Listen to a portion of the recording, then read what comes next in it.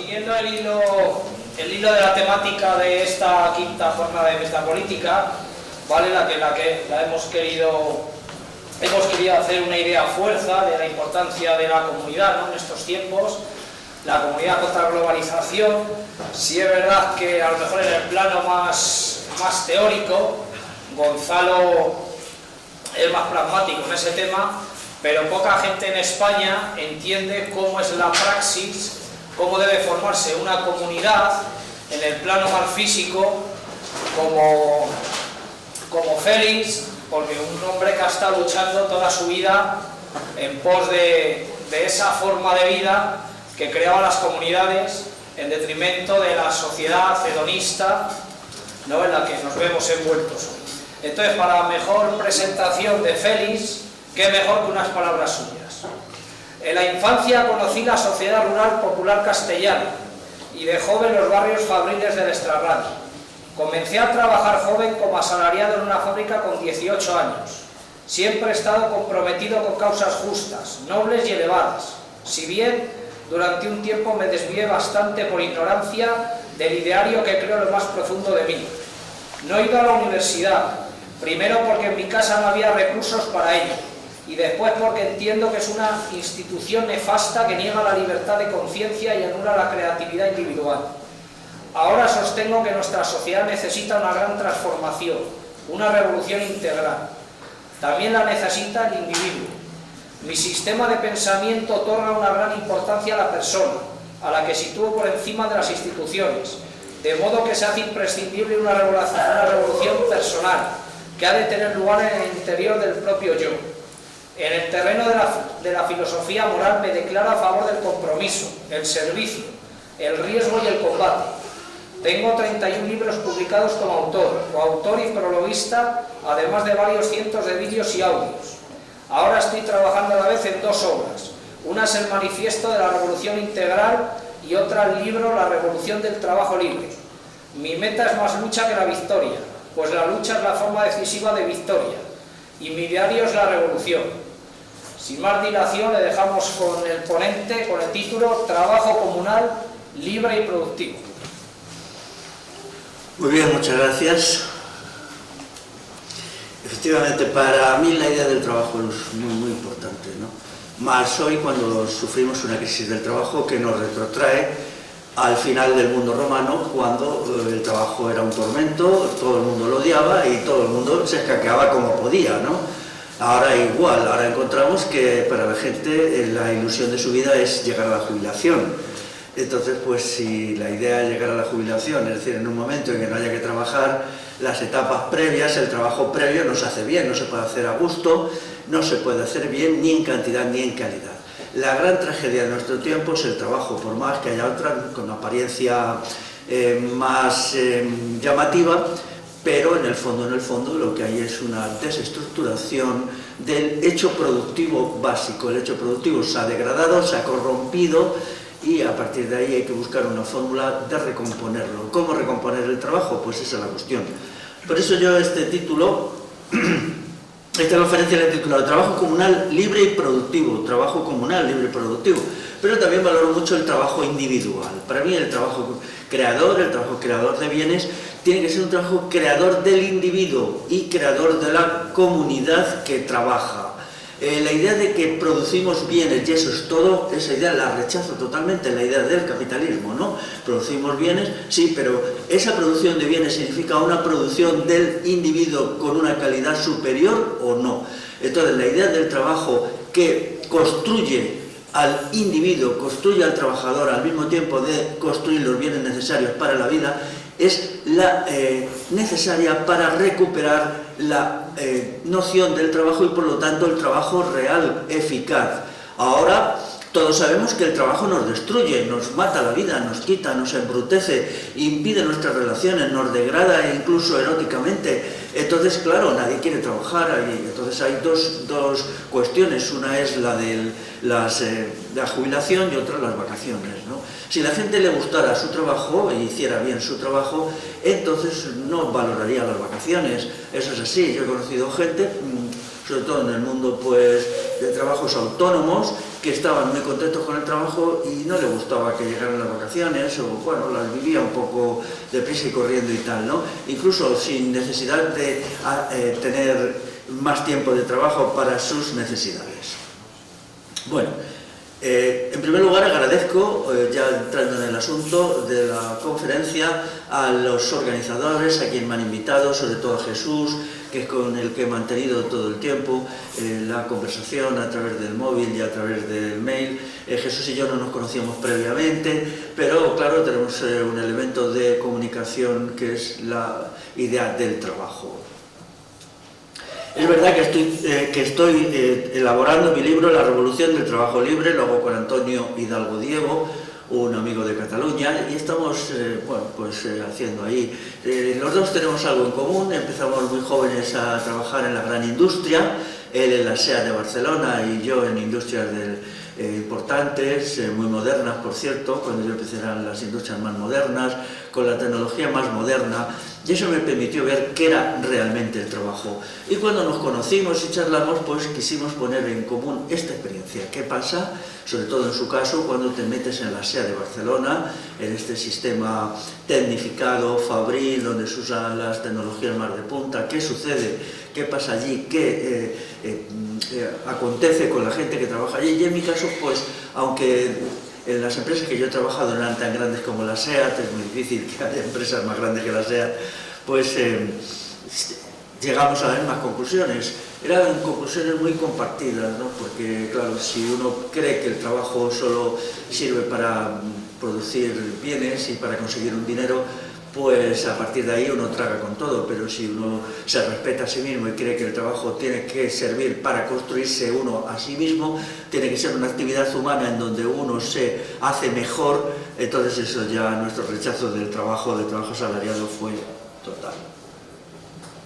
Ahora mismo la naturaleza terrible del trabajo asalariado pues es obvia. Ahí está el libro de un autor inglés, no traducido al castellano que yo sepa, se llama Pep Fisher, que es de 2018. Él cuenta, bueno, el libro se titula literalmente Muriendo por un salario. Entonces explica cómo ya las cosas han llegado a una crisis total. Los lunes se multiplican en Inglaterra por mucho el número de infartos y angina de pecho, crisis nerviosas, estados depresivos, suicidios. Avanzamos a una situación en que el trabajo es intolerable y a partir de ahí la productividad del trabajo no puede avanzar, porque claro, cuando uno considera que el trabajo es un tormento, un horror, la negación de la vida, entonces pues va muy a disgusto y ni en cantidad ni en calidad lo que se produce es valioso. Esto se pretende decir, hay charlatanes que dicen que las nuevas tecnologías lo evitan porque son de unos rendimientos, de un aumento de la productividad tan enorme, que vamos a vivir todos de las máquinas, ¿no? Ya sabéis, de los robots y todo esto, ¿no? Es una pena que quienes entienden de esto, entienden realmente y no son charlatanes, dicen que eso no es así, que los rendimientos del trabajo, la productividad del trabajo no se está incrementando con las nuevas tecnologías. Eso incluso lo reconoce el hombre de la cuarta revolución industrial, que dice que la situación de los rendimientos del trabajo es de estancamiento. Eso ya se sabía a partir de estudios hechos en Estados Unidos en los años 80, cuando ya los procesos de digitalización de las grandes empresas habían avanzado lo suficiente para saber qué es lo que estaba pasando, ¿no? Entonces, el trabajo hoy es la mayor causa de envilecimiento y embrutecimiento personal. El motivo número uno de inmoralidad. Esto es muy importante porque la inmoralidad es un esfuerzo consciente, es un tenerse en pie, pero si toda la energía la dejas en el trabajo, entonces lo que te desplomas es en la inmoralidad. Estás tan destrozado que ya no tienes ganas de nada, ni tiempo de nada, porque, ya digo, la ética es un estar de pie, es un afrontar los problemas del mundo desde unas categorías que uno las ha elegido, desde unos valores, desde una ideología, y al mismo tiempo vivir desde ahí. Entonces, el trabajo asalariado actual es el motivo número uno de inmoralidad. Probablemente la causa primera de suicidios. Digo probablemente, pero bueno, como ahora ya todo se falsea, las estadísticas sobre suicidios se llevan falseando ya tiempo, ya todo se falsea, todo es propaganda, todo es publicidad. En el terreno demográfico, pues es una causa primera, no se puede atender a la familia, el trabajo te absorbe todo, no puedes atender a los hijos, tienes que ser simplemente un esclavo del trabajo. En el caso ahora mismo de las mujeres, a través del feminismo, pues ya sabéis, son robots simplemente que tienen que trabajar y trabajar para hacer ricos, mucho más ricos al gran capitalismo transnacional apátrida. Es la causa principal de drogadicción legal e ilegal. Ahora ya las drogas ya no son drogas lúdicas, sino son drogas del trabajo. Si no se coloca uno con alguna cosita ya no se funciona, y entonces ya es normal, por ejemplo, que la cocaína se administre de forma, por el momento, bajo cuerda en algunos centros de trabajo, lograr un incremento de los rendimientos. La división extrema del trabajo, tal como está pensada, destruye al individuo. La tesis de Adam Smith, donde dice aquello de que dice que los rendimientos al hacer unos alfileres era mayor cuando se hacía por división del trabajo. Luego de aquí se ha sacado la conclusión que hay que llevar la división del trabajo a sus últimas consecuencias. Esto no es verdad. No, la división del trabajo mutila al individuo, le destruye, porque solo desarrolla si es que desarrolla una sola capacidad. Cuando el sujeto por naturaleza, el ser humano por naturaleza es una criatura integral, o debería serlo, que es una suma de capacidades y posibilidades de la que la naturaleza nos ha dotado. La división del trabajo, tal como está hoy impuesta, que ya se reduce todo a una especie de topeteo de nada, muy a menudo solamente tocar un botón. Yo recuerdo en la primera fábrica que yo estuve, yo no, porque hacía un trabajo bastante creativo, pero otros compañeros míos lo que tenían que estar era delante de una gran pantalla apretando botones, ¿no? 10, 12 horas apretando botones. Yo me preguntaba, ¿qué ha quedado de la inteligencia de esta gente, del vigor físico, de la sociabilidad, cuando lo único que tienen que hacer es apretar botones de acuerdo a unas indicaciones que les iban llegando, haciendo algo de lo que no entendían nada, ni les importaba nada, ni les valía para nada?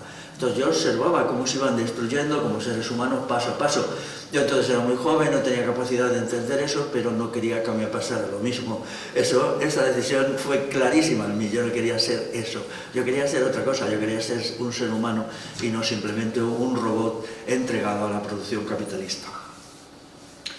Entonces, en una sociedad en donde impere el odio al trabajo, no tiene futuro, porque es la base mínima. Cuando las sociedades caen en esta situación, hay que hacer una gran revolución política y una gran revolución del trabajo, porque esto no funciona. Ahora mismo ya lo vemos, todas las tonterías a mí me indignan sobre todo las teoréticas idiotas sobre la robotización.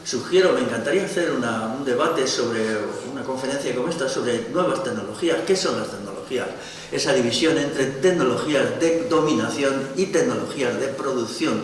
Hoy prácticamente no hay tecnologías de producción, todos son de dominación, pero los costes de dominación son enormes. Los economistas clásicos, los serios, no los sinvergüenzas, te dicen esto de que la productividad del trabajo está estancada. No, está en declive, porque la tecnología de dominación es muy cara y porque los daños colaterales y los costes ocultos de los sistemas de trabajo actuales son colosales. Fijaos, por ejemplo, en un caso como Amazon, lo digo siempre, nadie puede aguantar trabajar en la cadena de Amazon más de 15 años. Al cabo de 15 años, esas personas quedan destruidas, quedan anuladas, no solamente en lo inteligente, sino en lo físico.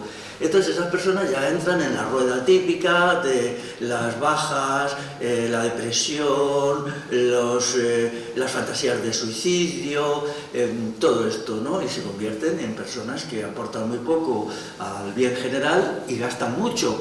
¿Por qué no se encarga Amazon de esa gente hasta el final? ¿Por qué no les pagan ellos hasta el final, ¿no? Si ellos les han destruido, tendrían que hacerse cargo de todos los gastos suyos, por ejemplo, los gastos médicos, los gastos sanitarios, farmacéuticos hasta el final. Esa es la eficacia del capitalismo. O sea, el capitalismo agarra a la gente, la destruye, la extrae todo, la succiona como un limón y luego ahí queda eso para que a los demás les paguemos vía seguridad social, vía estado de bienestar, a través de nuestros impuestos.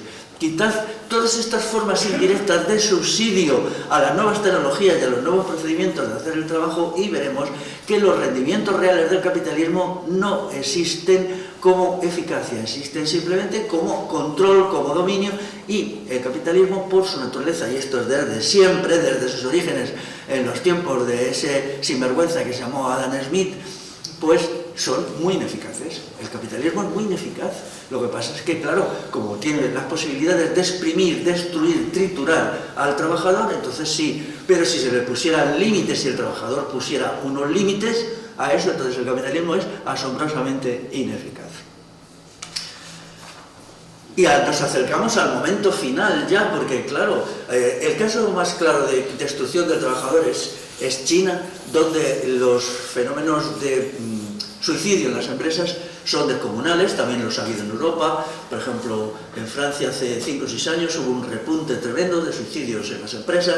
Allí en China, pues las fábricas son tremendas, todas las ventanas están enrejadas, hay redes por todas partes porque la gente se tira, hay procedimientos para recoger los cadáveres de la gente que mete la cabeza debajo de una máquina porque ya no puede más. O sea, todo esto es realmente la realidad del comunismo chino en la era del trabajo. Eso se puede aguantar durante un cierto tiempo. Es verdad que les ha ido bien, sobre todo trayendo trabajadores del mundo rural que no están acostumbrados a ese tipo de trabajos y durante un tiempo los sobrellevan, porque todavía tienen un cierto vigor físico, un cierto vigor intelectual que el trabajador industrial hace mucho que ha perdido. Pero eso se acaba, eso tiene un tiempo limitado y así lo saben algunos en China que están menos locos o menos enfermos que la mayoría. La organización científica del trabajo es una forma de privar al trabajador de autonomía en el acto productivo.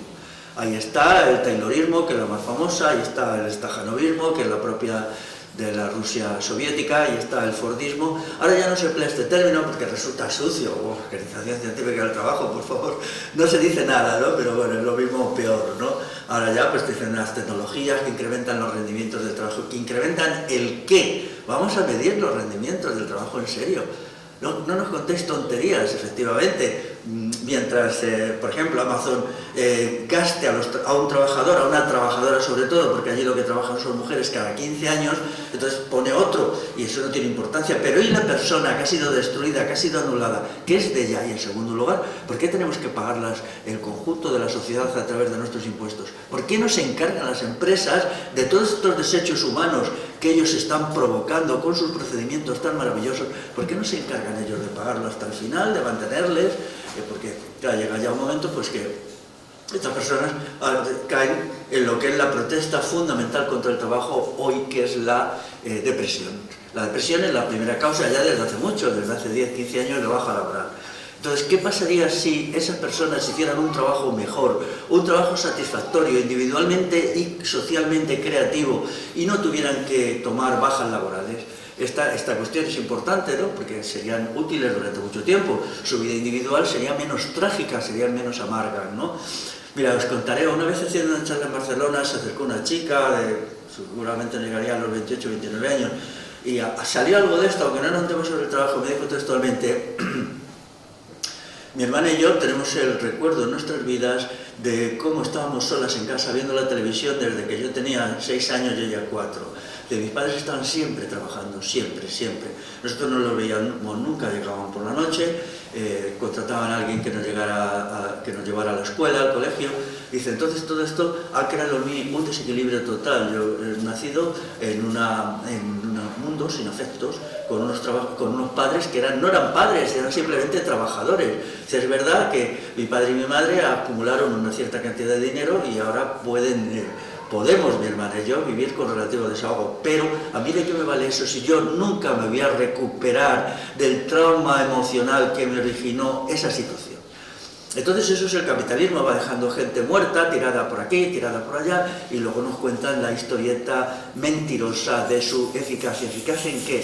En matar gente. Aquello me impresionó mucho, yo quedé con ella, la escuché más tiempo, quedamos en que haríamos un vídeo sobre el asunto, pero ella al final dijo que no, porque eso significaría revivir sus recuerdos de la infancia y que era demasiado doloroso.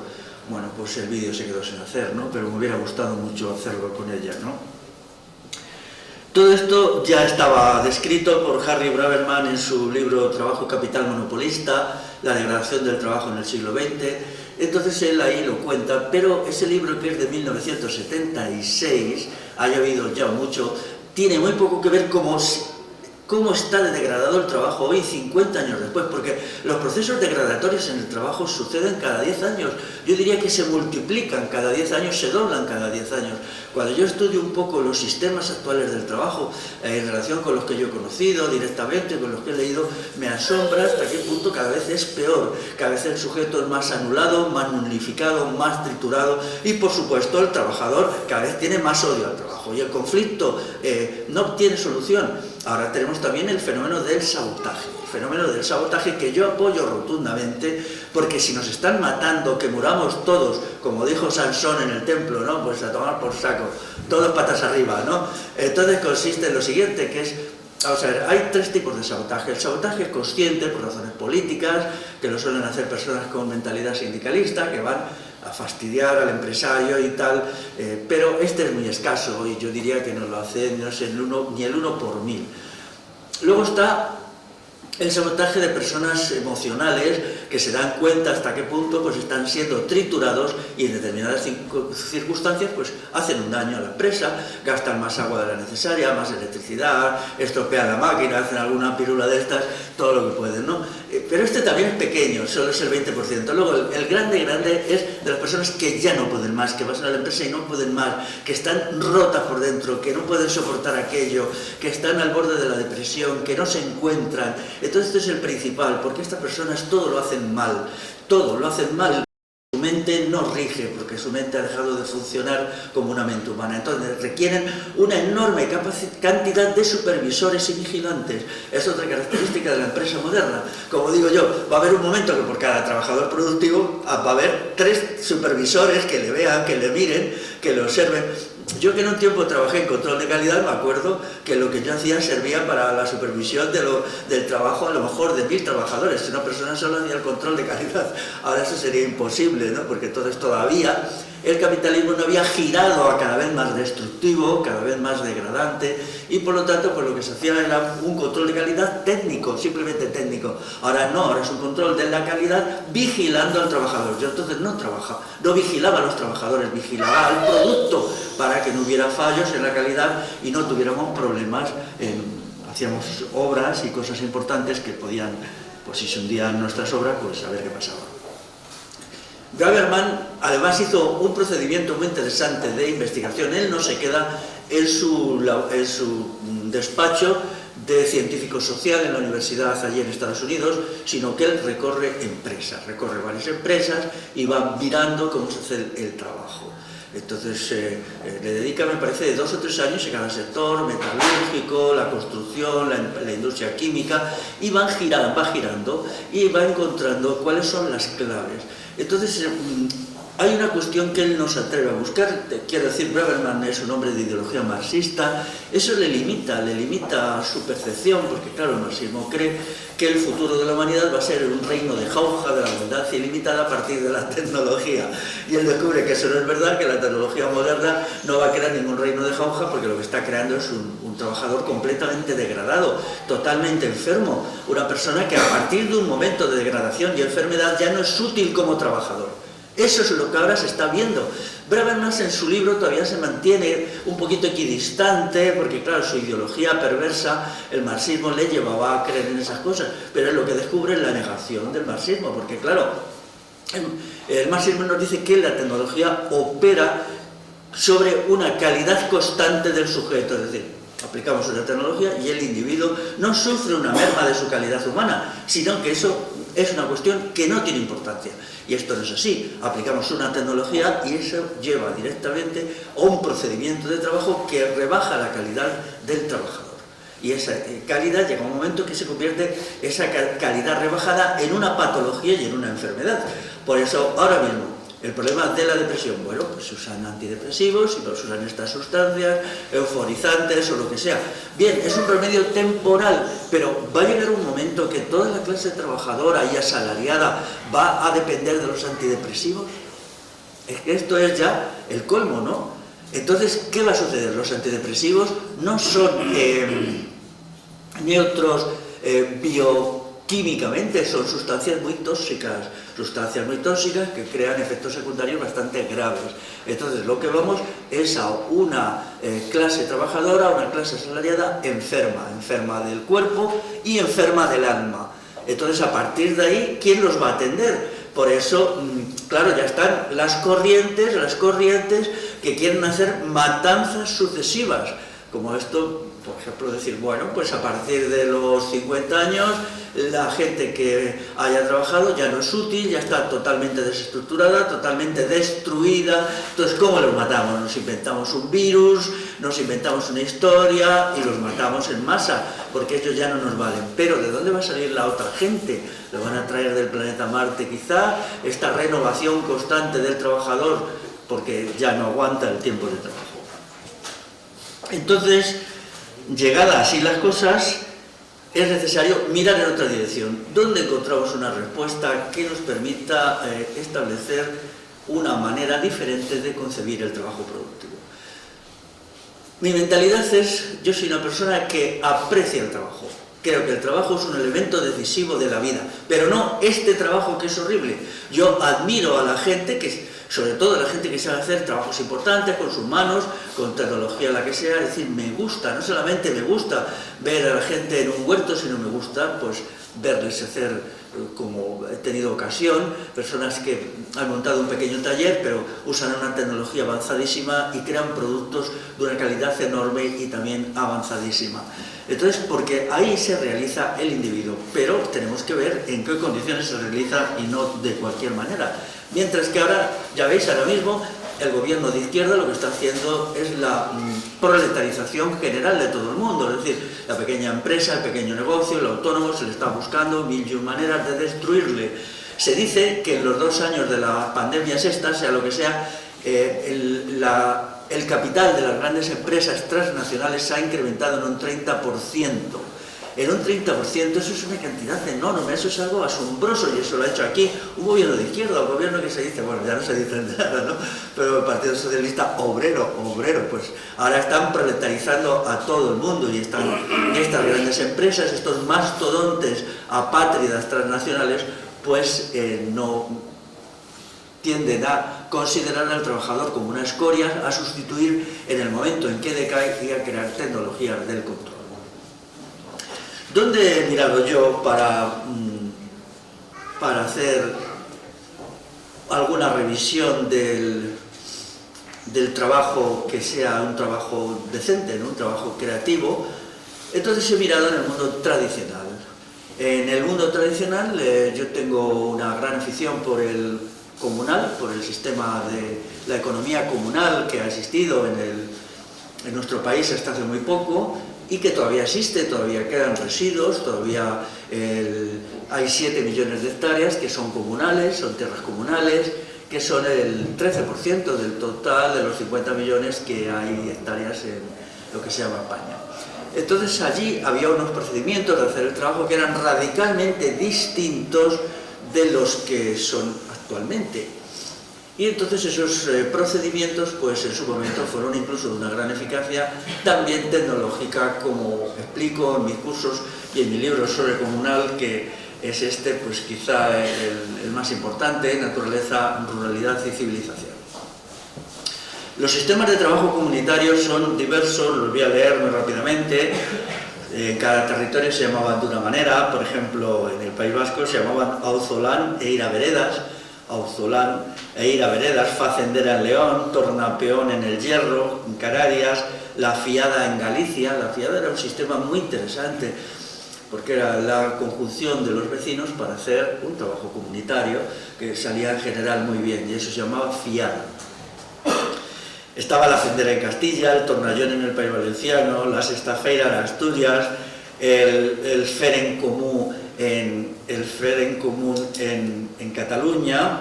Había una data aquí que corrijo sobre la marcha. Bueno, fer en común, o sea, hacer en común, ¿no?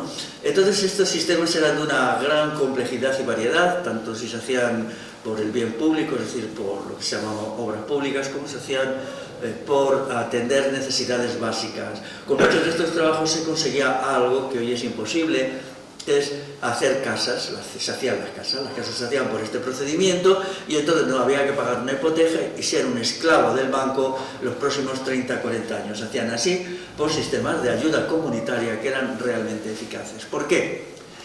El trabajo es eficaz cuando se hace con alegría, cuando se participa en la elaboración de las ideas básicas sobre el trabajo y cuando va unido a unos elementos decisivos como es el complejo trabajo-fiesta. Trabajo-fiesta. No puede haber trabajo sin fiesta. El trabajo tiene que ser un elemento de la fiesta, mientras que ahora al trabajo se la ha mutilado, se ha empujado al fondo del horror y luego la fiesta se ha separado completamente del trabajo. Esto no era así. Voy a poner un ejemplo. Por ejemplo, cuando en los territorios del norte se acababa de cortar la hierba, inmediatamente con el último carro de hierba se sacaba la gaita y se cantaba. Se cantaba. Había tantas canciones de trabajo como trabajos, 400, 500, 700. Yo durante un tiempo las seleccionaba, pero ya me he cansado, ¿no? Y entonces lo he dejado, ¿no? Pero creo que llegué a 700 canciones de trabajo, ¿no? Esta cuestión puede parecer una bobada que no tenga nada que ver con el mundo moderno, pero yo os digo algo, si no se emplean estos procedimientos en la sociedad actual, industrial y de servicios, no se podrá regenerar el trabajo. Yo no digo que esto que propongo tenga que copiarse, no, porque copiar siempre es servil, hay que aplicarlo creativamente, pero si no se introducen estos procedimientos, no puede haber una regeneración del trabajo. Porque yo no busco meter todo esto en algún museo de etnología, como hace alguna gente, dicen, bueno, pues ahí se quedan todas estas cosas y ya está. No, lo que se trata es de recuperar su espíritu y sus normas esenciales para aplicarlas hoy. Y la gran industria tiene que funcionar con esto, porque ya más lejos no se puede llegar. Daros cuenta que la tensión dentro del trabajo es tan brutal, y el tiempo de trabajo tan largo. Aquí estamos en los 11-12 horas, todavía se puede alargar hasta las 14, que es los que se trabaja en China, 6 días por semana, pero no hay más allá. Si con todo esto no se ha conseguido una recuperación de los rendimientos, entonces ¿con qué? Hay un límite físico, la gente puede trabajar 16 horas al día, pero no más. 16 horas al día y eso origina unas enfermedades enormes. Por ejemplo, ahí tenéis cómo se relaciona el ictus actual con el incremento de la intensidad del trabajo y de su duración. Se dice que cuando se superan las 80 horas de trabajo semanal en un grado de intensidad de trabajo fuerte, los ictus particularmente se dan particularmente.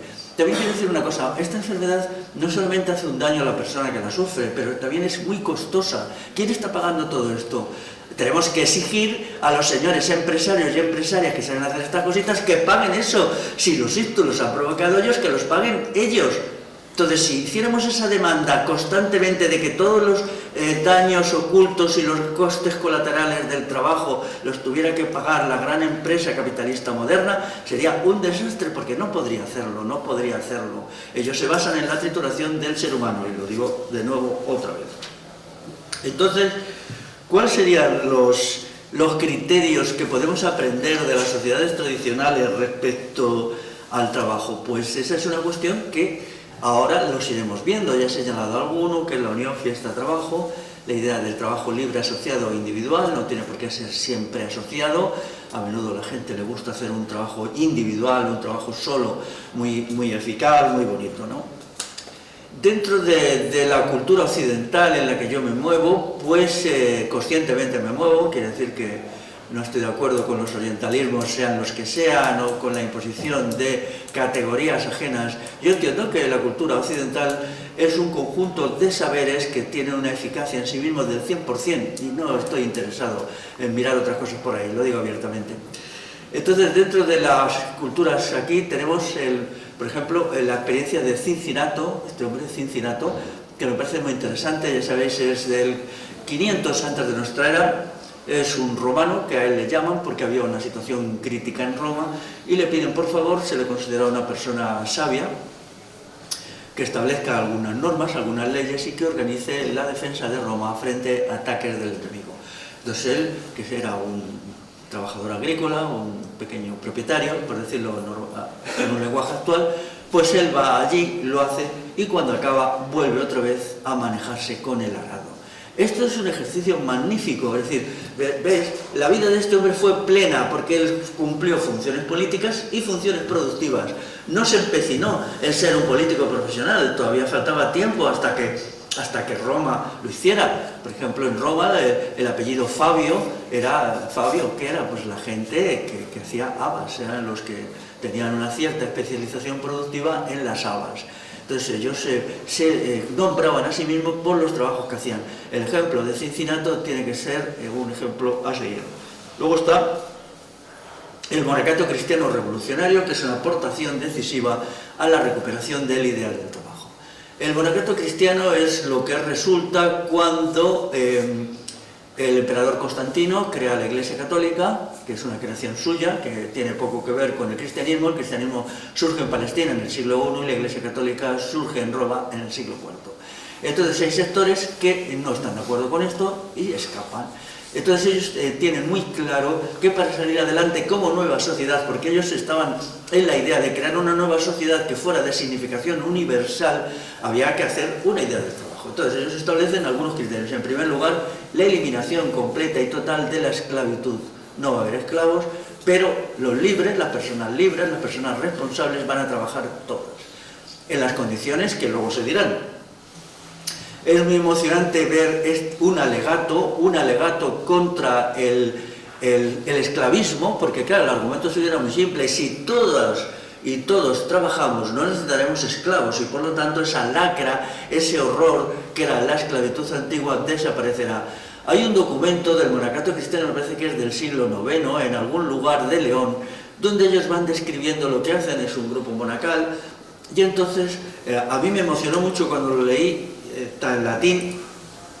Entonces ellos van contando: hicimos tal cosa, por ejemplo, construimos una casa, y ellos añaden siempre la coletilla per manibus nostras, o sea, con nuestras manos, y plantamos árboles frutales per manibus nostras, cultivamos la tierra per manibus nostras. Ellos que están haciendo un alegato a favor del trabajo libre. Es decir, ellos dicen: no tenemos esclavos, no usamos esclavos, todo lo hacemos con nuestras manos. Entonces, la regeneración del trabajo productivo es una de las cuestiones, para mí, una de las más importantes que hay en esta gran transformación, que es el monacato cristiano revolucionario, o más exactamente el cenobitismo cristiano, porque monacato significa monos, que es uno, mientras que cenobio es de la palabra griega, que significa comunidad. Por lo tanto, es más correcto decir cenobio cristiano revolucionario, pero bueno, como se ha acuñado la expresión anterior. Incluso en nuestro románico aparecen muchas escenas de trabajo, de la importancia que le daban ellos a la dignidad del trabajo. Por ejemplo, esto es una de la iglesia románica del siglo XII, Vallejo de Mena. Esto es una mano. El mensaje es el que sigue: si tenéis manos, trabajad con vuestras manos. Esto es todo, así de simple. Esto es una dignificación enorme del trabajo. Y luego en el arte, ese arte tan complejo que ahora es valoradísimo. Ahora resulta que el arte románico medieval es el arte más valorado ahora mismo. Sí, la gente pues es lo que le gusta ver y lo considera muy por encima, estética y emocionalmente, de las tropelías que se han hecho a partir del siglo XX con las vanguardias artísticas y tal. Y entonces pues la gente disfruta mucho viendo estas cosas, ¿no? Aquí tenéis también escenas de trabajo, por ejemplo una escena de siega con hoz, pero hay muchas. Es de los pocos artes en los cuales el trabajador aparece como tal. No sé si, mira, aquí también, ¿no? Esto es una de poda de sarmientos de la vid, ¿no? Él está ahí pues quitando los sarmientos de la vid para la poda, y entonces esto hacía que el trabajo fuera querido, fuera apreciado y no solamente maldecido. Dentro de lo que es la Revolución Americana, yo respeto mucho, por ejemplo, a Thomas Jefferson y a Benjamin Franklin. El libro del hombre de bien de Benjamin Franklin yo lo recomiendo. Hay un abismo entre Benjamin Franklin y yo, pero él hizo algo muy interesante, siendo, creo recordar, uno de los 5 padres fundadores de la Constitución y la Declaración de Independencia. Él siempre se negó rotundamente a ser político profesional. Siempre vivió de su imprenta, tenía una pequeña imprenta, de tipo familiar, quizá tuviera algún asalariado, a tanto no ha llegado, y él vivió siempre de eso, y él explicaba los motivos por los cuales esa adhesión al trabajo productivo era parte fundamental de su ética individual. Esto es muy bonito, porque él, desde luego, no soñaba con la jubilación como ahora. Él creía que toda su vida, hasta el último momento, ni siquiera se puso una fecha. Y luego Thomas Jefferson igual. es distinto. Thomas Jefferson era un niño de papá, diciéndolo con un lenguaje actual, pero él, al final de su vida, en el ambiente que entonces había de veneración por el trabajo productivo, de no explotar a nadie, todo esto, pues consideró que tenía que hacer algo, y entonces hizo una fábrica de clavos. Es muy curioso, ¿no? Ya era un hombre bastante mayor y se dedicó a hacer clavos porque creía que no bastaba con sus libros muy interesantes, sobre todo sus textos sobre ética y moralidad, pues son muy interesantes. Entonces, estas son las experiencias del trabajo en las cuales nos tenemos que usar. Tenemos que usar ahora. En la sociedad comunal de los pueblos de la península ibérica, el trabajo productivo era considerado como un deber moral, algo que uno debía hacer para ser una persona decente, y se consideraba que era un indecente si no trabajaba. Y cuanto mejor se hiciera el trabajo, pues más decente era. Cuando hay gente que va por ahí a los pueblos y tal, ¿no? Pues no sé, algo, ¿no? Entonces los lugareños del lugar, pues como te pongan la etiqueta de hippie estás perdido, porque significa que eres un pavo, que no quieres hacer nada, ¿no? Entonces yo, cuando me dice, bueno, ¿qué puedo hacer? Digo, tú sobre todo, si llegan los del pueblo allí con la garrota y la boina a mirarte, en ese momento tienes que demostrar que sabes cavar el huerto, que sabes hacer las cosas, tienes que ganarte la etiqueta de una persona trabajadora y decente, porque como te pongan la etiqueta de hippie, o sea, de vago y esto, jamás te ayudarán en nada, ni te aconsejarán y tal. Digo, si te dicen eso, estás perdido. Entonces tienes que demostrarlo entrando en su mundo cultural del trabajo, que era trabajo sí, pero trabajo mínimo. Es decir, trabajo mínimo, porque ellos no pensaban estar todo el día trabajando. Eso es una aberración. La idea de trabajar 10, 12 horas diarias es aberrante. El monacato cristiano revolucionario tenía, en primer lugar, 150 días anuales de fiesta. O sea, que son 5 meses. Porque se consideraba que el individuo tenía que cultivar su espíritu.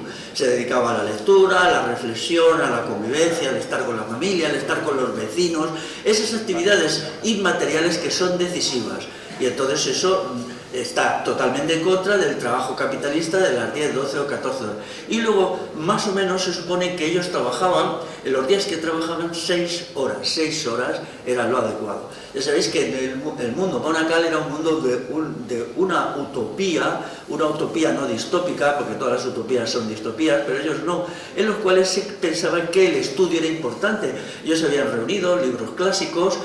Siempre lo digo, en los monasterios se leía Tito Livio para aprender de la historia de la humanidad. Los tomos de la historia de Roma, de Tito Livio, pues se leían los tratados de medicina, de agricultura que se habían rescatado de la catástrofe del mundo antiguo. Entonces, ellos tenían como objetivo, primero, la formación de un individuo integral, global. Y entonces, ¿cuáles eran esas partes de lo integral? Una era el trabajo, pero la otra era el conocimiento, el pensamiento. En el momento que hay un tipo de trabajo que le quita al individuo toda la energía y todo el tiempo, ese trabajo es perverso y maldito y debe ser rechazado, porque el individuo debe construirse como sujeto inteligente. Y luego estaba la convivencia. Dentro del monacato cristiano, la convivencia era decisiva, porque ellos cumplían el ideario cristiano de la cosmovisión del amor. La cosmovisión del amor, pero ojo, con ética sodalicia. De ahí en la Edad Media la importancia decisiva de las milicias concejiles, que como ejército popular armado era el mejor de la época y uno de los mejores del mundo, como demostraron en 2 batallas decisivas, que fue la batalla de Simancas en el año 939, en que derrotan totalmente a Aldebarrán III y a sus soldados profesionales, los hacen astillas y apenas se salvan 200, y otro, la batalla de las Navas de Tolosa, en que consiguen una victoria total sobre los invasores islámicos almohades. Entonces, este sujeto integral que hace una multiplicidad de cosas en las cuales hay muchos elementos es el sujeto bueno, el sujeto adecuado, el que queremos, y no el sujeto que trabaja, ni mucho menos tampoco el sujeto que ahora vive de subsidios y subvenciones, que es lo que nos propone, por ejemplo, Podemos, cuando pues nos dan ahí una miseria, una limosna, una caquita para que comamos todos los días la basura que nos produce la agroindustria, pero no nos dan lo que necesitamos, instrumentos de trabajo para trabajar por nosotros mismos. Necesitamos esos instrumentos de trabajo que están en manos de las empresas transnacionales apátridas, las cuales tienen que ser despojadas, tienen que ser expropiadas de estos bienes para que se conviertan en bienes de los trabajadores, con los cuales trabajen con criterios de moralidad, de ética y de servicio al bien común según el principio de la virtud cívica. Había muchas formas de trabajo también, estaba el modo de producción doméstico, esto era muy interesante porque convertía la familia en un taller. Y esto es, claro, le daba mucha sustancia a la familia, porque ahora mismo la familia que es, no es nada si está desapareciendo. La familia extensa, que es la verdadera familia, desapareció con el franquismo y la familia nuclear está desapareciendo. Entonces había sitios donde trabajar, hacer la ropa, hacer cosas, y esto unía a la familia y unía a los vecinos. Las relaciones de vecindad eran muy importantes en el trabajo, había muchas cosas en común. Por ejemplo, pues el sistema de molinos, la molienda, todas las máquinas de agua, los ingenios de agua que vienen de la Alta Edad Media y tuvieron una importancia enorme. Por ejemplo, la sierra de agua para cortar troncos, que eso pues más o menos debe ser del siglo VIII, la producción de acero por la Farga catalana, por el sistema de barquines. Todo esto son avances tecnológicos fundamentales. Pero estas tecnologías eran tecnologías de producción, no de control y de dominación. Entonces yo me pregunto, de todas las tecnologías actuales, ¿cuáles son de producción? ¿Cuáles son, dónde están las tecnologías de producción? Porque ahora lo que se ve son tecnologías de dominación, cada vez más cogido, más controlado, más sometido, más forzado, porque el gran empresario piensa que de esa manera le va a hacer producir más, y lo único que está consiguiendo es hacerle cada día más enfermo y más desquiciado. Entonces, el trabajo era libre porque se tenían los propios medios de producción, fueron los procesos desamortizadores, o sea, privatizadores que hace el Estado español, que le roba a la gente no solamente las tierras, sino también todos los equipos, las máquinas, etc.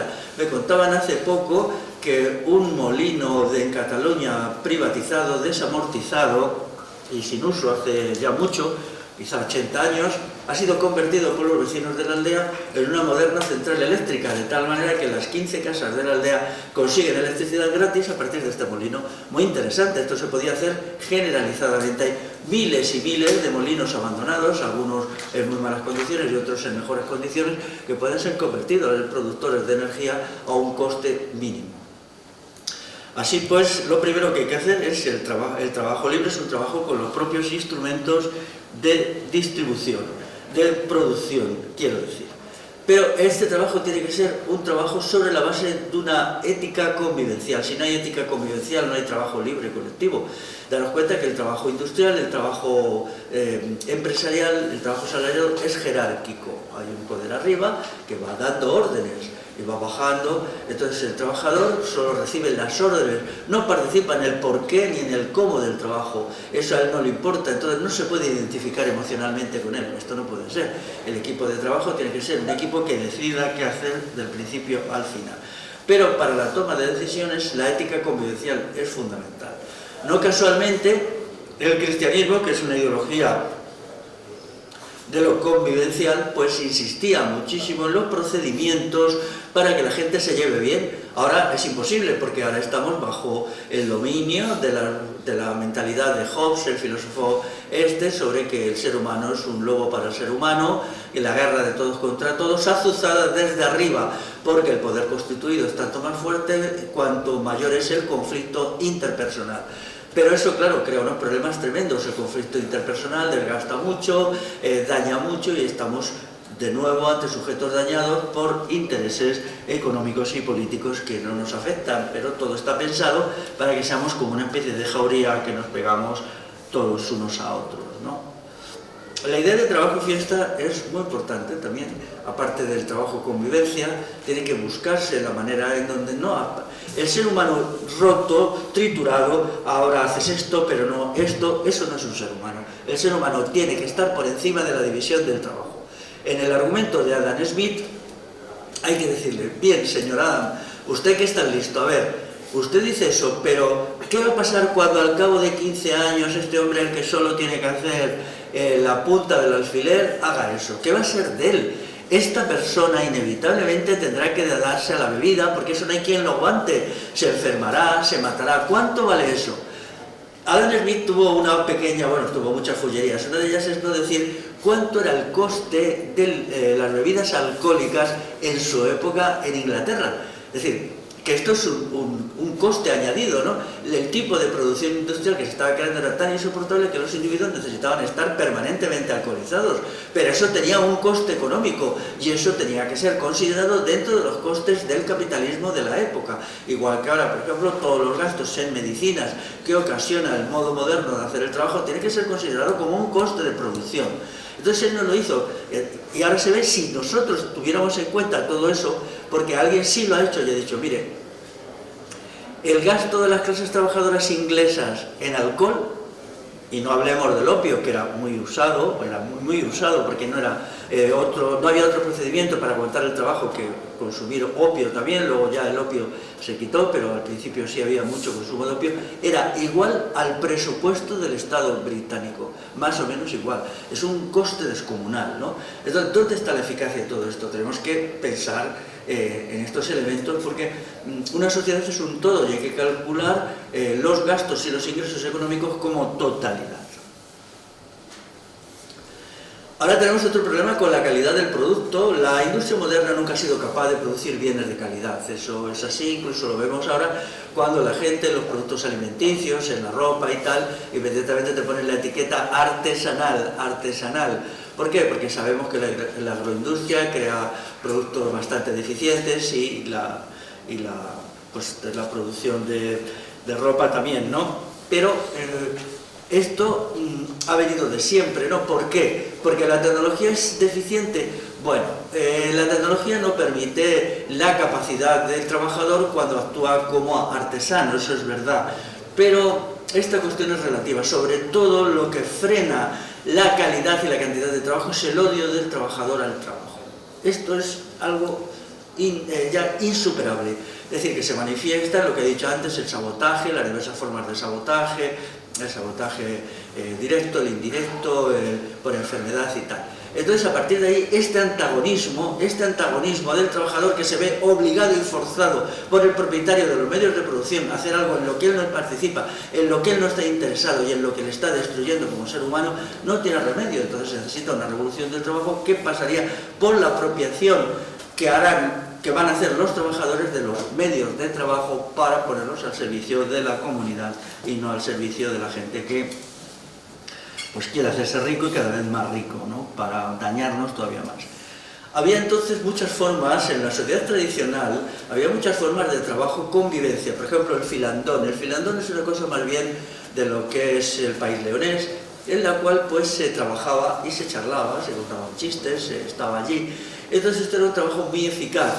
Yo que he hecho bastantes estudios de estos casos que todavía existen en algún pueblo perdido por ahí, por ejemplo, tuve ocasión de vivirlo hace ya 15 años en un pueblo de la provincia de Salamanca, bastante remoto, al sur de la provincia, pues los rendimientos del trabajo son elevados.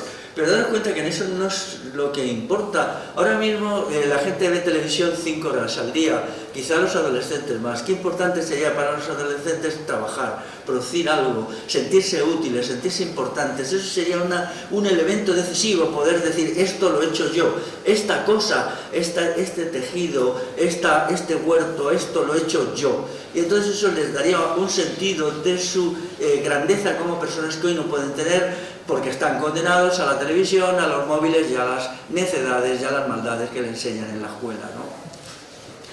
Entonces, pues esta es la tragedia que no se va a resolver porque se necesita una revolución y las revoluciones no son fáciles de hacer, ya lo sabemos, ¿no? Pero bueno, está ahí la tensión y mientras tanto nos podremos reír de todos los vendedores de facilidades, de tecnologías milagro, porque ahora ya todos son tecnologías milagro y decir, venga, claro, las tecnologías milagro son carísimas. Eso es lo primero que hay que decir. Toda la robótica es carísima. ¿Y qué resultados productivos logran? Que nos lo cuenten, a ver, díganoslo. Esto es tabú, ¿eh? La gente que en primer lugar demostró que la tecnología moderna no incrementaba los rendimientos del trabajo en Estados Unidos, que fue un equipo de investigadores de los años 80, todos les destruyeron su carrera académica, su carrera profesional, les relegaron a los últimos puestos, les dispersaron, todos al principio estaban en la misma universidad, les fueron echando para allá, para acá, y de hecho pues les amargaron la vida, ¿no? Les dieron una lección de lo que no se puede decir, porque aquí hay una censura muy gorda, eso no se puede decir, ellos ya lo sabían. En la sociedad actual hay ideologías contemporáneas antitrabajo. Una de ellas es el hipismo. El hipismo reacciona contra el trabajo asalariado actual diciendo no queremos trabajar. Es comprensible, porque hasta yo lo entiendo, ¿no? Porque si el trabajo es esto... Pero claro, los hippies eran más bien por niños de papá que vivían de lo que les recibían, de los cheques de sus papás y tal. El movimiento hippie empieza en 1967, en el verano de las flores, y en 1973 ya no quedaba prácticamente ninguna comuna hippie, quedaban unas poquitas, algunas todavía subsiste, hay un pueblo ocupado en la provincia de León que lo llevan hippies y tal, bueno, bien, son gente amable, ¿no? Por lo menos son amables, ¿no? Puedes ir por allí y charlar con ellos un rato, pero ya sabes lo que te van a decir, ¿no? Ellos niegan totalmente la idea de que el trabajo crea al ser humano, pero un trabajo en las condiciones que he dicho antes. Entonces, a partir de ahí, ellos son personas de una calidad humana bastante deficiente, porque entonces, claro, siempre entras, bueno, pero ¿tú de qué vives? A ver, ¿no? La polémica famosa, como cuando salen las órdenes mendicantes a Francisco de Asís en el siglo XIII-XIV, cuando él dice, es que nosotros vamos a vivir de la caridad, no vamos a trabajar. Los sentimientos de la revolución alto medieval europea e hispana que les dicen, no, eso no puede ser, eso es un pecado horrible, eso es una maldad, porque aunque tú te comas una miguita de pan que no has producido tú, estás siendo un explotador y un generador de una nueva sociedad esclavista. Así se lo decían. Esto que nos han contado de el hermano lobo, patatín patatán, eso en su época no coló, y de hecho la mayoría de la gente rechazó y condenó a San Francisco de Asís porque él no admitía el trabajo. Entonces hubo un sector de hippies que no llevó las cosas tan al extremo y sí consideró otra forma de trabajo, que era sobre todo la artesanía, aunque terminaron haciendo cosas para turistas de ningún valor. Nunca se les ocurrió cosas interesantes como hacer un esfuerzo por crear una nueva, por ejemplo, una nueva artesanía. El artesanado es muy eficaz, se ha demonizado porque claro, la gran empresa no quiere artesanos, no quiere gente, pero yo entiendo que ahora, a partir de un fenómeno social que no se valora suficientemente, pero yo sí lo valoro, como es el bricolage se podría convertir perfectamente en una producción de bienes básicos. Porque ¿cuáles son los bienes básicos que necesitamos? Pues necesitamos en primer lugar alimentos. El 80% se podría producir por uno mismo en una comunidad humana estable. La vivienda. El 80% de la vivienda se puede producir por uno mismo.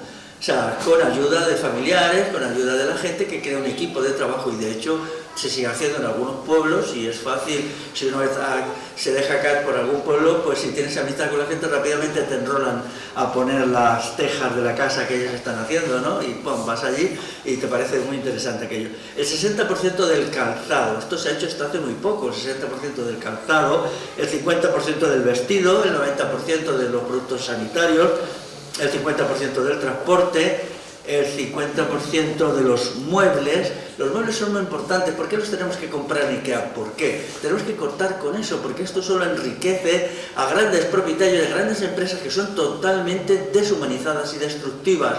Cada cosita que hagamos por nosotros mismos, ya sea de reparación o de creación, es una forma de poner freno a un capitalismo que está enloquecido y fuera de control. Podemos hacer el 50% de las herramientas. Una de mis fantasías es construir una fábrica catalana que produjera pequeñas cantidades de acero a partir de una pequeña mina de acero, y a partir de eso se pudiera hacer el acero, el hierro que se necesitaba en una comunidad humana para las herramientas.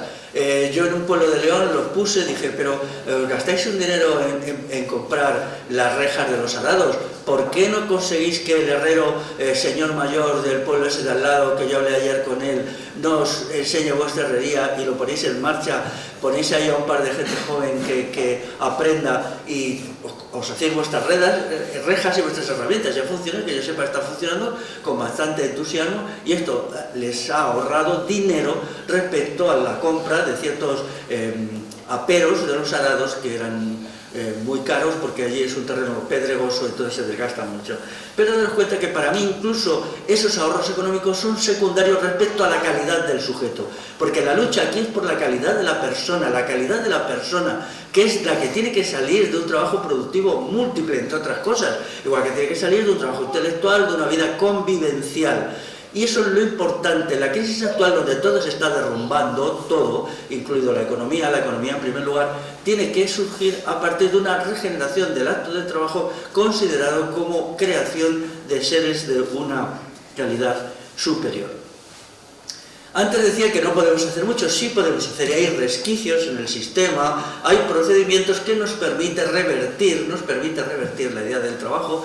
Antes ponía esta respuesta de un pueblecito en Cataluña que ha conseguido hacerlo, este sitio en León, que ellos ahora están, que con el tiempo se pueden ir incluso trabajando sus propias herramientas. Puede parecer una locura que tengamos aquí una mina de hierro, aquí Farga Catalana, o el sistema de barquines que se inventó hacia el siglo IX en el País Vasco, que fue un avance enorme en la producción de acero y hierro de calidad. Se puede poner y podemos ir haciendo cosas por nosotros y nosotros mismos, porque mucho mejor que la gente joven esté mirando 5 horas la televisión o los vídeos de YouTube, me da igual, que es una basura mayor, es imposible saber, o cosas así. Entonces tendremos personas que trabajen, y eso sería muy importante, pero un trabajo pequeño.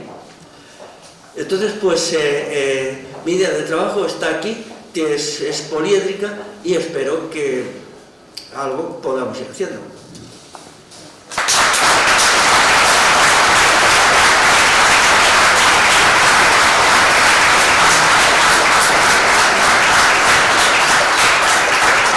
Bueno, ¿alguna pregunta si tenéis para Félix? Sí, ha nombrado varios modelos de trabajo comunal en diferentes partes de España. ¿Ese modelo tiene algún origen común de tradición romana, germánica, o es algo con natural a las regiones, a los pueblos? Vamos a ver, la teoría de la comunidad germánica como origen del comunal hay que borrarla completamente. Vamos a ver, el comunal surge de los procesos revolucionarios que hay al finales del mundo romano. El mundo romano estaba podrido porque tenía una idea perversa del trabajo, allí nadie quería trabajar, como igual que ahora, ¿no? Entonces ellos generan, se genera un sistema de recuperación del trabajo. Donde primero se logró eso fue en las fraternidades cristianas, que eran las que estaban en el siglo II, III, I, en Roma. Ellos comprenden que para acabar con la esclavitud lo que era necesario es que la gente trabajara. Y acabar tanto con el trabajo de los esclavos como en el pan y circo, que ya es muy criticado. La fórmula de crítica al pan y circo la hace Juvenal en el siglo I. Ya en el siglo I, que era el momento de máximo esplendor del mundo romano, pues ya él la critica. Todo esto es la aplicación del ideario cristiano a la regeneración de las sociedades europeas por el trabajo también, ¿no? Entonces, aunque los nombres, las palabras son distintas según las lenguas, pero todas tienen una misma idea. Trabajo productivo hecho en una fraternidad, en una comunidad de los iguales que se aprecia y que se quiere, y trabajo con dominio de los propios medios de producción, no con algo que sea ajeno, y que tenga como resultado unos bienes necesarios y al mismo tiempo una calidad mejorada de la persona. Y entonces esto es diversos nombres. Aunque tal como nos ha llegado a nosotros, esto ya es bastante degenerado, Lo que nos ha llegado del mundo comunal es bastante degenerado, porque antes, por ejemplo, el ausolán era muchísimo más que juntarse ahí a arreglar la fuente del pueblo, eran muchas más cosas, ¿no? E incluía también cuestiones de crianza colectiva, por ejemplo, el sistema de Acholorra en el País Vasco, que era la forma en donde diversas mujeres se unían con una que acababa de parir para ayudarle a la crianza de su bebé, que eso también en Galicia se llama comadreiras. La institución de las comadreiras era lo mismo, pero también estaba el cuidado colectivo de los enfermos, que se hacía por turno, por vez, los hornos comunitarios, que eso es una cosa verdaderamente maravillosa y que se conservan bastantes, y el ahorro de trabajo que los hornos comunitarios tenían, y todo el asunto pues de las máquinas de agua que exigían a veces tecnologías muy complejas. Cuando se ve cómo funcionan algunas máquinas de agua que se inventaron por los siglos 6, 7, 8, 9 todavía, pues ven que eran sistemas muy complejos que exigían un dominio de las leyes físicas que se nos dice que antes no existían, pero sí existían. Otra cosa, y ya no intervengo más, que hay más preguntas. Me ha llamado la atención que usted haya relacionado el monacato con el término revolucionario. Es decir, cuando surge el monacato, digamos, por ejemplo, la orden benedictina, los grandes monasterios, etcétera, todas las normas que la regla, etcétera, etcétera, la oración, el trabajo, etcétera, etcétera, va referido a los monjes exclusivamente. Es decir, toda la estructura que genera un monasterio era una estructura semi-esclavista, es decir, donde todos los que servían al monasterio estaban en una relación de dependencia, de trabajo, de eso, y en unas condiciones bastante duras. Bueno, eso solo sucedió en el Cister, solo a partir del siglo XIII con la crisis del trabajo, antes no. Antes la función, antes he dicho, cuando ellos, el monasterio del siglo IX, chiquitito, cuando ellos cada trabajo que hacen emplean la expresión per manibus nostras, están diciendo que ellos están haciendo las cosas con sus manos, todos.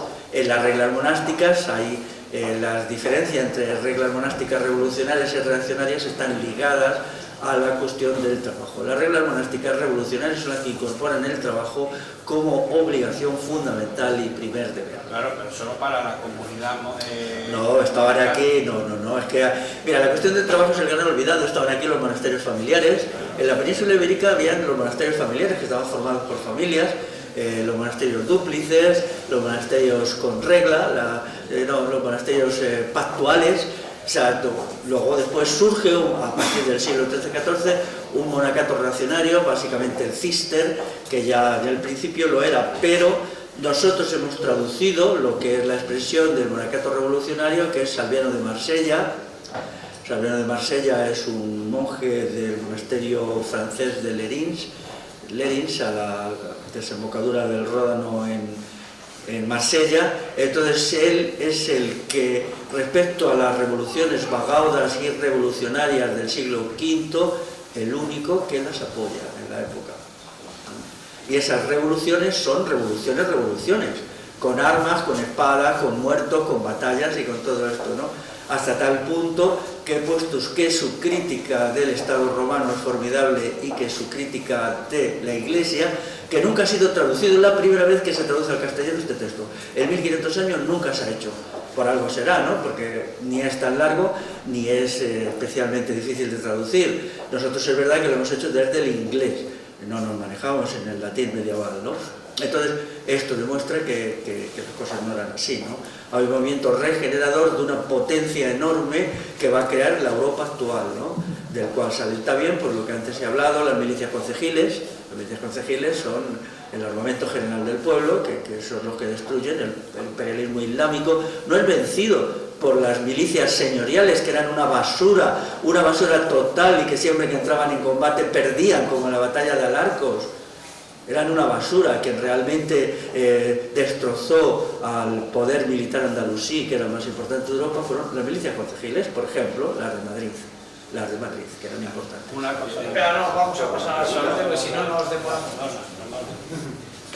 Muchas gracias por la excelentísima conferencia. Quería hacer una pregunta muy breve. Al respecto de la crisis existencial del trabajo que usted plantea, ¿cuál es el rol del Estado en el problema y cuál debe ser el rol del Estado en la solución? El rol del Estado ahora mismo es financiar todas las tecnologías más destructivas del mundo. Ellos financian todas las tecnologías. De hecho, la incorporación de tecnología a la producción se hace siempre por medio de subvenciones. Si el Estado no subvencionara, por ejemplo, la robótica, no se aplicaría, porque es demasiado cara y demasiado poco productiva. Pero si las dos terceras partes del precio de un robot determinado, de un sistema robótico, lo paga el Estado, entonces sí. ¿Por qué? Porque el Estado está interesado en el componente militar de las tecnologías. Las tecnologías básicamente se inventaron, la tecnología actual, a partir del ejército. En el siglo XVIII, pues es sobre todo la tecnología de los cañones para las flotas la que hace que se amplíe la producción del hierro, las matemáticas, etc. Entonces ahora el Estado lo que hace es seguir en la misma dirección. Hoy día el 70% de los científicos, técnicos, ingenieros importantes, no ingenieros del 3 al 4, trabajan para los ejércitos directa o indirectamente. ¿Qué debería hacer el Estado? Pues es que el Estado es así, necesita armamento. Ahora mismo, pues en la guerra que van a emprender contra China y contra Rusia necesitan muchísimo armamento nuevo. Y eso se hace a partir del sistema de subsidios, que es como siempre ha funcionado todo. Sí, bueno, un comentario muy breve y una pregunta. El comentario es que en Rusia actualmente las dachas, las casitas de campo, se siguen haciendo entre los amigos, la familia, y cada vez que se va el fin de semana a hacer la dacha hay fiesta. Un poco lo que usted comenta del trabajo y la fiesta. La pregunta es, ¿no? Me imagino que habrá oído hablar de este fenómeno que se produce en Estados Unidos de la gran evasión, que tras la epidemia del coronavirus, millones de personas no han vuelto a sus trabajos. Han dejado los trabajos. Es decir, ¿cómo lo interpreto? Bueno, puede ser interesante, desde luego. El trabajo actual es invivible, es horrible, y entiendo que la gente huya de él, ¿no? Pero no creo que la solución sea el trabajo en casa, el trabajo, porque eso no... No, no es el trabajo, es que no, que se han despedido, se han ido de la... Sí, bien, pues es un fenómeno esperanzador. Al final del mundo romano yo hubo un movimiento de población así, gente que escapaba de las grandes haciendas esclavistas, todo esto, ¿no? Pues es interesante, puede ser, pero vamos a ver, hay que definir una idea del trabajo, no solo en la teoría, sino en la práctica. La idea del trabajo se tiene que hacer. Cuando tengamos una idea del trabajo libre, productivo y asociado a individual, habremos dado un golpe definitivo al capitalismo. El capitalismo así quedará herido de muerte, porque entonces tendremos una solución alternativa para el problema decisivo del trabajo. Todas las sociedades tienen que trabajar, obviamente, ¿no? La última pregunta. Bueno, en primer lugar, enhorabuena por la ponencia, me ha resultado particularmente interesante. Es cierto que usted lo ha orientado todo en el sector primario y el sector secundario, ya sé, la extracción de bienes, de materias primas y su transformación industrial. Yo quisiera saber, si puede dar alguna pincelada breve, porque entiendo que de esto puede salir una polémica entera, si puede dar alguna pincelada breve de cómo la decadencia del trabajo ha podido afectar al sector terciario, al sector servicios. Pues al final los países desarrollados es el sector que más trabaja, el sector más extendido. Bueno, el sector servicios es lo que es por el parasitismo. Una parte muy importante de las actividades terciarias son puramente parásitas, no se necesitan, son actividades de control, de supervisión, de comedura de coco, un montón de cosas que tienen que desaparecer, ¿no? En una sociedad sana y libre no se necesita todo eso, ¿no? Y entonces ahora mismo ya la sociedad actual tiene que adelgazar porque ya no puede mantener todo eso.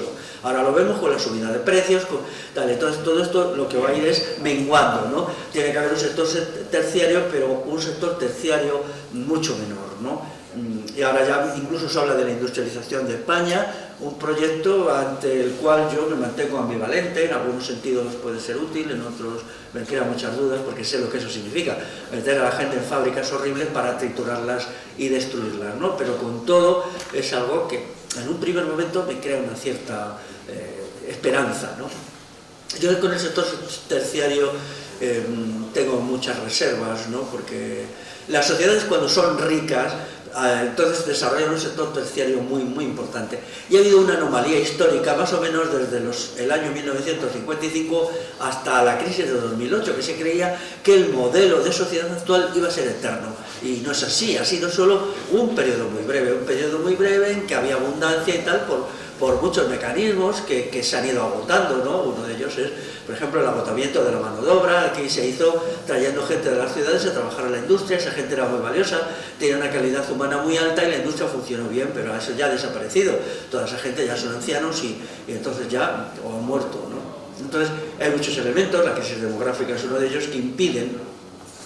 La crisis de 2008-2014 es la advertencia de que el modelo productivo, llamémoslo, el régimen económico actual ya se ha acabado. Y ahora lo que viene después, pues es lo que estamos viendo: epidemias, guerras. No olvidemos la guerra de Siria, ha sido muy importante para mí, muy importante en el análisis de lo que está sucediendo. La guerra actual, que parece mentira, que es una guerra en la otra punta de Europa, pero resulta que toda Europa está temblando, los precios suben, pero bueno, no era esto tan potente. No podéis soportar una guerra del 3 al 4 que sucede a 5.000 kilómetros de distancia, y nos estáis diciendo que habéis creado una sociedad robusta, potente, con una economía. ¡Qué tonterías! O sea, ¿cómo nos engañáis? Y ahora resulta que todo se viene abajo y ni siquiera podéis proporcionar gasolina en las gasolineras porque ya habéis buscado una nueva artimaña para la gasolinera familiar, que es tan respetable. Todos estos trabajos familiares que yo tanto respeto y admiro, pues se los están cargando, ¿no? Porque es así. Entonces, pues el sector terciario, de todas maneras, tendrá que haber siempre un pequeño sector, pero también los procedimientos de trabajo en el sector terciario también están vinculados a las nuevas tecnologías. Por ejemplo, si nos dicen la digitalización, bla, bla, bla, la digitalización no incrementa los rendimientos del trabajo, no los incrementa, es más, en cierta medida los reduce. ¿En qué es buena la digitalización? Para el control. Todo lo que hace es queda allí controlado, revisado, todo, la hora, el minuto, el segundo, donde lo has hecho. Por lo tanto, una sociedad del control policíaca e hiperpolicíaca le viene bien la digitalización.